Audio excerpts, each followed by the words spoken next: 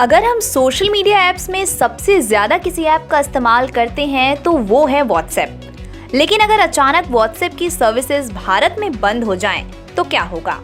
ऐसा खुद व्हाट्सएप कह रहा है और भारत को चेतावनी दे रहा है।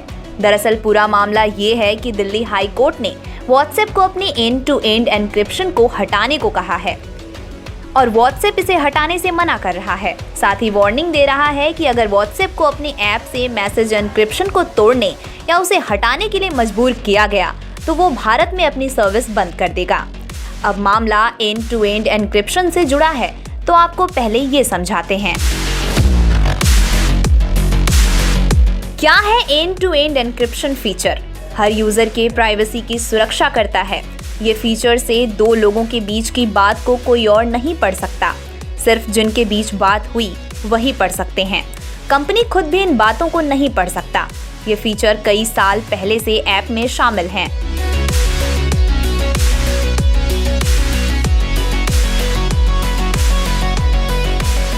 मेटा के दो बड़े प्लेटफॉर्म व्हाट्सएप और फेसबुक ने केंद्र सरकार के नए आईटी कानून 2021 को कोर्ट में चैलेंज किया और इसके खिलाफ याचिका दायर की। ये याचिका इन आईटी कानूनों पर इसलिए दायर की गई है क्योंकि इस कानून के तहत व्हाट्सएप को क्या करना होगा? व्हाट्सएप को हर चैट का पता लगाना होगा। ये भी पता करना होगा कि मैसेज पहली बार कहां से और किसके पास भेजा गया है। नए नियमों से यूजर्स की प्राइवेसी खतरे में आ सकती है। ये भारतीय संविधान के आर्टिकल 14, 19 और 21 के तहत मौलिक अधिकारों का भी उल्लंघन करता है। व्हाट्सएप को डेटा का पूरा चेन रखना पड़ेगा और करोड़ों मैसेज को सालों तक स्टोर रखना पड़ेगा। वहीं केंद्र सरकार ने दिल्ली हाई कोर्ट को बताया कि व्हाट्सएप और फेसबुक बिजनेस या कॉमर्शियल यूज के लिए यूजर्स के डेटा को बेचते हैं।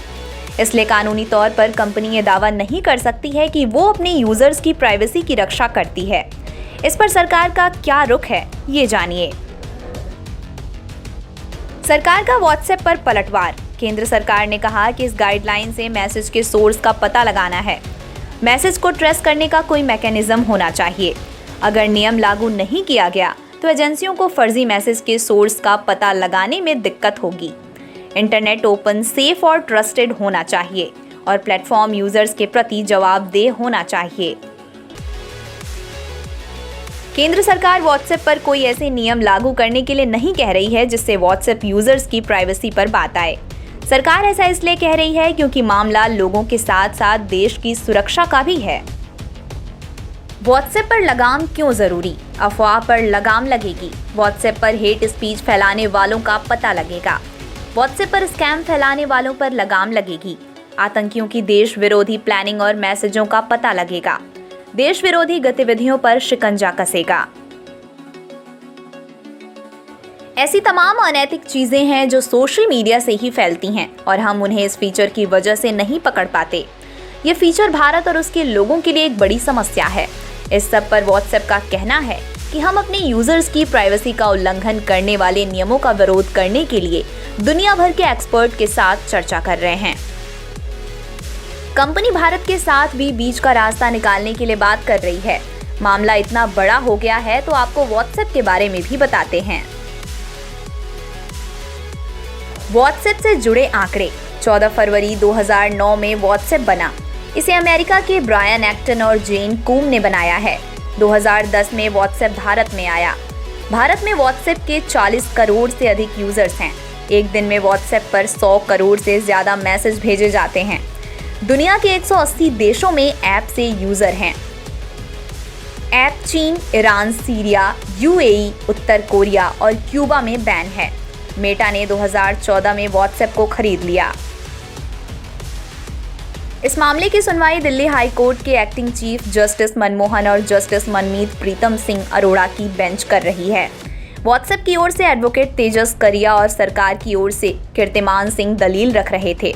दोनों पक्षों के बीच संक्षिप्त बहस के बाद हाईकोर्ट ने बीच का रास्ता निकालने को कहा और अब मामले की अगली सुनवाई 14 अगस्त को होगी।